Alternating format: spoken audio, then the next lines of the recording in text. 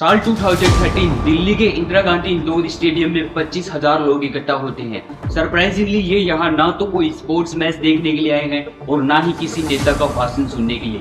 ये यहाँ मैथ्स पढ़ने के लिए आए हैं और इन्हें मैथ्स पढ़ाने वाले हैं बायजू रविंद्रन, एक ऐसे टीचर जिन्होंने टीचिंग की आर्ट को मास्टर कर रखा था और आगे चलकर ये इंडिया की सबसे बड़ी एडटेक कंपनी बायजूस बनाने वाले हैं।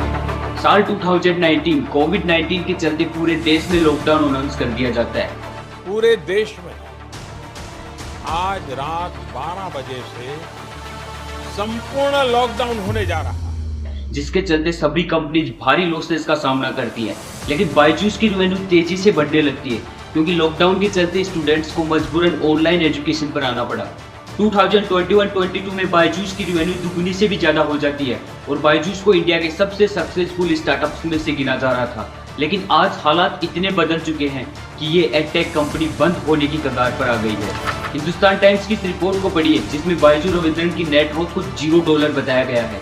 बायजू रविंद्रन ने अपने घर तक को गिरवी रख दिया ताकि वो एम्प्लॉयज को टाइम पर सैलरी दे सके। बीसीसीआई ने बायजूस पर 158 करोड़ रुपीस डिफॉल्ट करने का एलिगेशन लगाया। आखिर फीफा जैसे बड़े टूर्नामेंट को स्पॉन्सर करने वाली बायजूस आज अर्श से ऑन द मूव फर्श पर कैसे आ गई है? Why Byju's is falling and is Byju's a scam?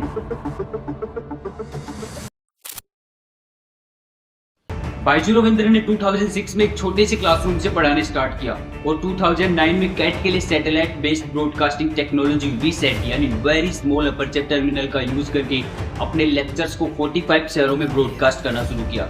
और दोस्तों यही से रविंद्रन ने एक एडटेक कंपनी की नींव रखी।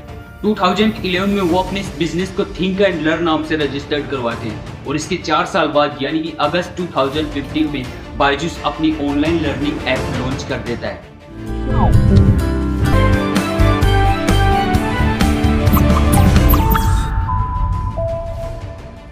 बायजूस के ऑनलाइन लर्निंग ऐप के सिर्फ 3 महीने बाद उनके पास 20 लाख से भी ज्यादा स्टूडेंट्स हो जाते हैं। ऊपर से देखकर तो आपको भी लग रहा होगा कि काफी जबरदस्त चीज बनाई होगी, तभी तो इतनी जल्दी इतनी ग्रोथ मिली है, बट ऐसा नहीं है। यहाँ पर आती है dark side of Byju's. Byju's के बिजनेस मॉडल की शुरुआत होती है इनके मार्केटिंग एड से। ऐसा ही एक एड उन्होंने निकाला था वुल्फ गुप्ता की सक्सेस स्टोरी पर कि कैसे वुल्फ गुप्ता ने व्हाइट हैट जूनियर से कोडिंग सीखकर गूगल में करोड़ों का पैकेज खरीद कर लिया। लेकिन इस एड में एक चीज नोटिस करने वाली थी कि कभी वुल्फ गुप्ता की एज 9 साल बताई जाती है तो कभी 12 साल या 13 साल और पैकेज की अमाउंट को भी कभी 1.2 करोड़ बताया जाता है तो कभी 150 करोड़ हो जाती है। जाहिर सी बात है ये एक फिक्शनल स्टोरी थी जो केवल मार्केटिंग कैंपेन के लिए बनाई गई थी। लेकिन दुख की बात तो यह है कि इस मिसलीडिंग एडवर्टीजमेंट को देखकर 20,000 से भी ज्यादा लोगों ने व्हाइट हैट जूनियर के पेड कोर्सेज में एनरोल कर लिया। एक सिंपल कैलकुलेशन भी लगाएं तो व्हाइट हैट जूनियर पर बेसिक लेवल के कोर्सेज की प्राइस भी अराउंड 7,000 रुपीज होती है। तो 7,000 इंटू 20,000 जो कि होते हैं 14 करोड़ रुपीज, यानी कि एक मिसलीडिंग एड से इन्होंने 14 करोड़ रुपीज की सेल कर ली। एक बार जब आपने बायजूस का ऐड देखकर आगे की इंक्वायरी करने के लिए इनका ऑनलाइन लर्निंग ऐप डाउनलोड कर लिया तो फिर यहाँ से शुरू होती है ट्रैप नंबर 2।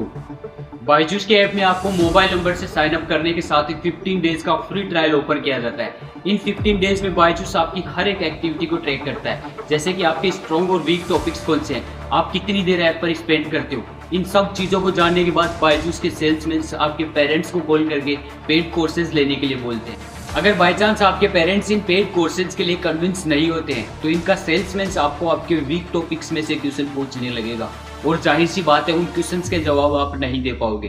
तो फिर इनका सेल्समैन आपके पेरेंट्स को बोलेगा कि आपका बच्चा इन टॉपिक्स में कमजोर है और वो कमजोर ही रह जाएगा अगर आपने ये कोर्सेज नहीं दिलाए तो।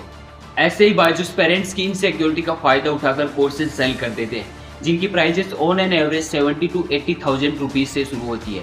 अब एक मिडिल क्लास फैमिली के पास बायजूस के लाखों रुपीस के कोर्सेज लेने के लिए अगर पैसे ना हो तो उसका जुगाड़ भी है इनके पास। दरअसल बायजूस ने लोन कंपनीज के साथ मिलकर एक पार्टनरशिप कर रखी है जिसमें कस्टमर्स को ये कंपनीज लोन प्रोवाइड कराती हैं ताकि वो बायजूस का पेड कोर्स ले सके। बायजूस के सेल्समैन पर प्रेशर बनाया जाता है कोर्सेज सेल करने के लिए। उनके एक सेल्स पर्सन ने कहा कि कंपनी में बहुत ही बुरा इंटरनल कल्चर है, उनको कई घंटे काम करना पड़ता है हफ्ते के 2 लाख रुपए का टारगेट मीट करने के लिए। और बायजूस के कई सुपरवाइजर तो देर रात 12 बजे तक काम करवाते हैं। कई बार तो ऐसा भी हुआ है कि मंथली टारगेट पूरा नहीं होने के कारण सेल्समैन की पूरी सैलरी काट ली जाती है।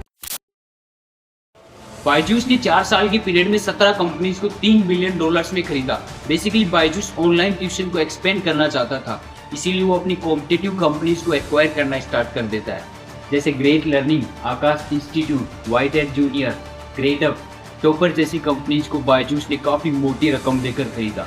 लेकिन इनमें आकाश इंस्टीट्यूट के अलावा बाकी कंपनीज कुछ खास प्रॉफिट नहीं दे सकी। बायजूस अपनी ब्रांड वैल्यू बढ़ाने के लिए 2017 में 4 करोड़ के एनुअल पेमेंट के साथ शाहरुख खान को अपना ब्रांड एम्बेसडर बनाते हैं और 2019 में इंडियन क्रिकेट टीम की ऑफिशियली जर्सी स्पॉन्सर करते हैं। साल 2022 में बायजूस ने फीफा वर्ल्ड कप को भी स्पॉन्सर कर लिया और 2022 में ही लियोनेल मेसी को अपना ग्लोबल ब्रांड एम्बेसडर बनाते हैं। लेकिन अभी रिसेंटली बीसीसीआई ने बायजूस पर 158 करोड़ रुपीस डिफॉल्ट करने का एलिगेशन लगाया। अगर बायजूस स्पॉन्सरशिप का थोड़ा सा पैसा भी एजुकेशन की क्वालिटी इंप्रूवमेंट में लगाता तो शायद आज ये नौबत नहीं आती। Byju's is not an edtech company. Byju's एक एडटेक कंपनी है ही नहीं। मैं ऐसा क्यों बोल रहा हूँ? एक एडटेक कंपनी वो होती है जिसकी ज्यादातर रेवेन्यू उनके मेन प्रोडक्ट यानी कि वीडियो लेक्चर से आती हो। लेकिन इस रिपोर्ट को देखिए, बायजूस की ज्यादातर रेवेन्यू एसडी कार्ड्स और टैबलेट सेलिंग से आती है। यहाँ पर चाक एंड डस्टर मूवी की एक बात याद आती है, keep education as education not as business. Byju's के इस बिजनेस मॉडल को देखकर एक ही बात समझ में आती है, they are not selling courses, they are selling dreams.